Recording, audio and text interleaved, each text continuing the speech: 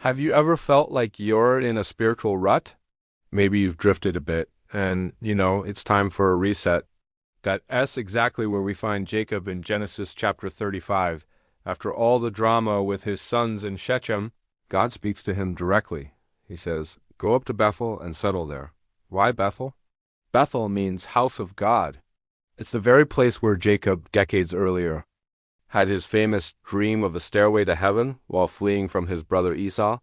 It was a place of a powerful, personal encounter with God. God was essentially telling him, "Jacob, come back to where it all began.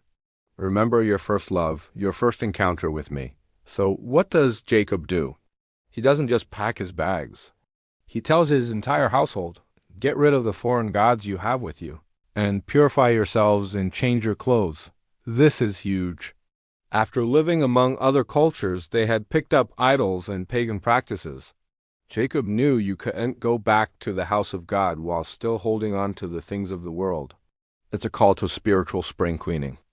They needed to cleanse themselves, not just on the outside, but on the inside. This is such a powerful picture for us today.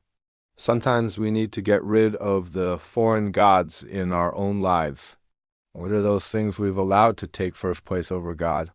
It could be anything: our career, our hobbies, even our relationships. A true return to God requires a deliberate act of purification, of setting aside everything that competes for our devotion. So Jacob's family gives him all their idols and even the earrings associated with pagan worship, and he buries them. He makes a clean break. Then they set out for Bethel.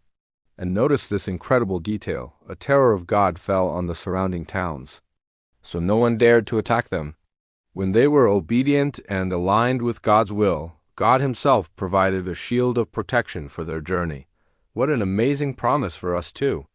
When we step out in faith and obedience, God goes before us and protects us. Finally, they arrive at Bethel.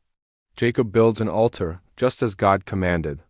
He calls the place El Bethel, which means the God of the house of God. He's not just remembering the place. He's remembering the God who met him at that place. It was a full circle moment, a powerful act of rededication and worship. And as if to seal the deal, God appears to Jacob again and blesses him. This is the beautiful outcome of returning to God. When we purify our hearts and return to our Bethel, that place of first encounter, God meets us there. He reaffirms his promises, he refreshes our spirit, and he blesses us anew. So, what's your Bethel? What's that place or moment where you first truly met God?